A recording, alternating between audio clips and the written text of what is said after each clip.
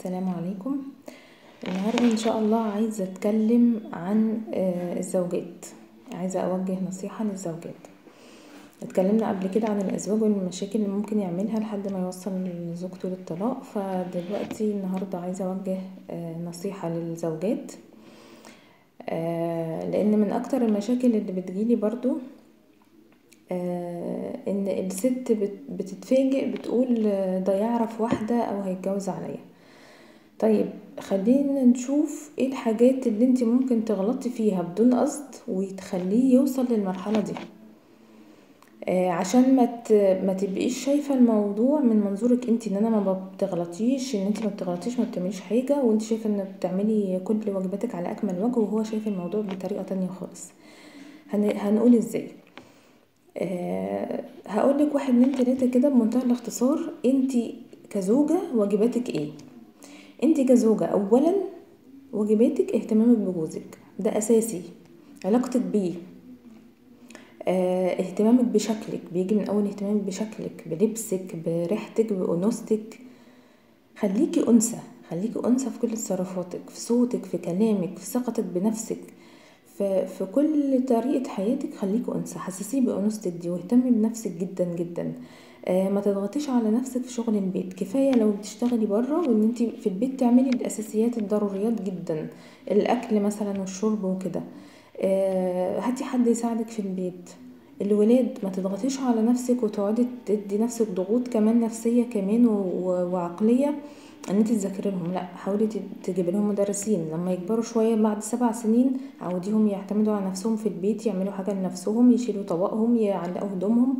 علميهم كل ده، خلي ده كل ده بيتشال من عليكي عشان تعملي وقت لنفسك وتهتمي بنفسك.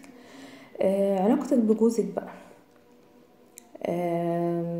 عامليه كويس. شوفيه هو بيحب ايه، هو بيحب ايه. هو بيحب انت تستنيه وتقعدوا مع بعض وتسهروا سهرة حلوة وتكلموا كلام جميل، ولا هو بيحب مثلا ان انتوا تخرجوا بس يوم الاجازة؟ بيحب ان انت تسألي عليه في الشغل مرة، تبعتيله رسالة، مكالمة حلوة. دايما هيئي وقت ولو مرة او 2 في الاسبوع ان انتوا تبقوا مع بعض لوحدكم، سواء خرجتوا سواء في البيت. حسسيه ان انتي دايما بتحبي وجوده معاكي، ان انتي انثى، ان انتي دايما محتاجاله. ما تخليش ضغوط الحياة تنسيكي علاقتكم ببعض الاساسية.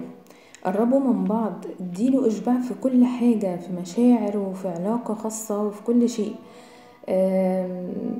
مش عيب بقى ابدا لما في حاجه ان انت تقفوا معاكوا، ان انت تسالي حد بقى متخصص او تشوفي حل مشكله. هتقولي لي هو مش بيبادلني كل ده، هقولك يبقى في مشكله سواء من ناحيتك او من ناحيته. ساعتها هتتكلموا مع حد وتشوفوا المشكله فين وتبقى محتاجه حل. لكن الطبيعي ان انت لما بتديه بيديكي، بتهتمي بيه بيهتم بيكي. لو هو طبيعته اصلا مش كده، هنحاول نعوده على حاجات يكون احسن معاكي. لكن لو هو طبيعته فجأة بقت كده وكان كويس قبل كده معاكي، يبقى في مشكلة حصلت من ناحيتك. انتبهي بقى للمشكلة دي، صلحيها، اسألي حد، يعني اسعي لحل المشكلة.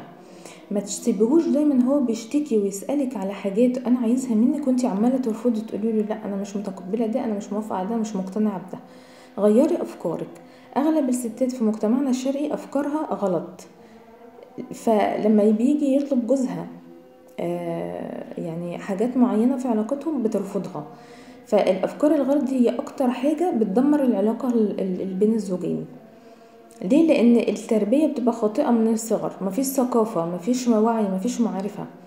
فلو أفكارك دي وعقلك اتغير، وده طبعا لو تابعتي مع حد متخصص بيعمل الجلسات دي بيخليكي تغيري الفكر ده.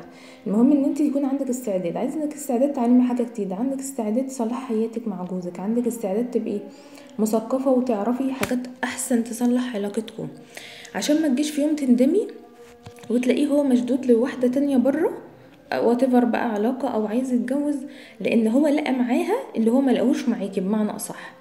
مش ده طبعا كل الاسباب اللي بتخلي الرجالة يتجه لواحدة تانية، لكن دي اهم واول الاسباب. طول ما هو راجل طبيعي لو اتعرضت عليه فرصة ومش لاقي الاشباع جوه بيته، اكيد هيتشد ليها بنسبة كبيرة. فما توصليش لده.